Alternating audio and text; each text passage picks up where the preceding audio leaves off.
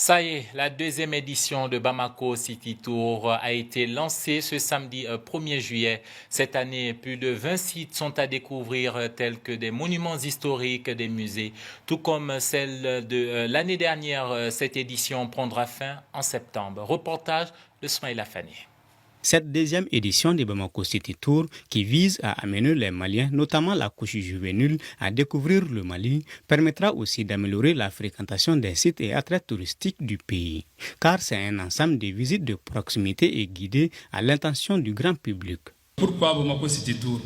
Bamako City Tour part d'un certain nombre de constats. La méconnaissance généralisée des sites touristiques du Mali par une grande partie de la population. Il y a également la dégradation de certains sites par faute de leur fréquentation. Nous avons également des séjours touristiques de plus en plus courts. Aujourd'hui, les gens arrivent sur Bamako, mais par moments, les gens s'ennuient et n'ont pas également la gamme d'offres pour pouvoir participer à un certain nombre de visites. Donc nous pensons que cette activité pourrait également servir de cadre pour permettre à ces personnes qui arrivent à Bamako, pendant leur séjour, de découvrir un peu la ville de Bamako.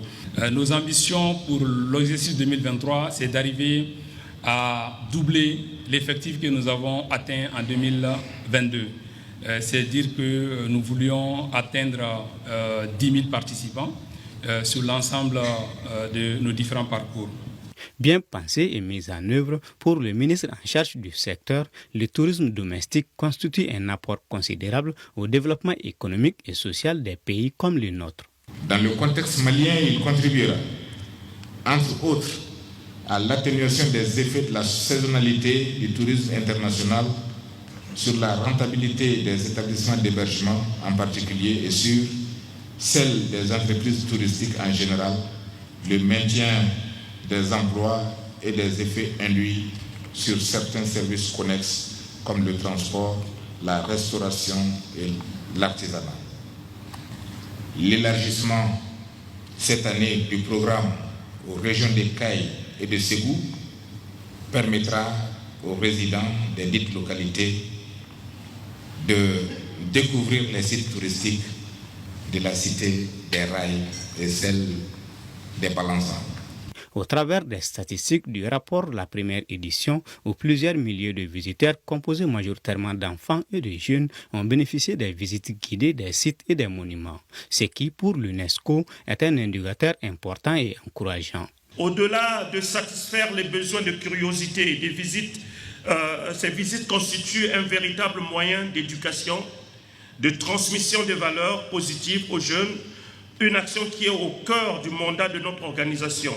C'est pourquoi l'UNESCO accompagne le ministère de l'Artisanat, de la Culture, de l'Industrie hôtelière et du Tourisme dans la mise en œuvre de Bamako City Tour, perçu comme un véritable projet de développement. Du 1er juillet au septembre prochain, les activités vont avoir lieu tous les week-ends avec comme point de départ le Musée national et le stade du 26 mars. Plus de 20 sites à découvrir, parmi lesquels des nouveautés, notamment les excursions à la ferme Clédou, les randonnées pédestres à Toubana et les randonnées fluviales.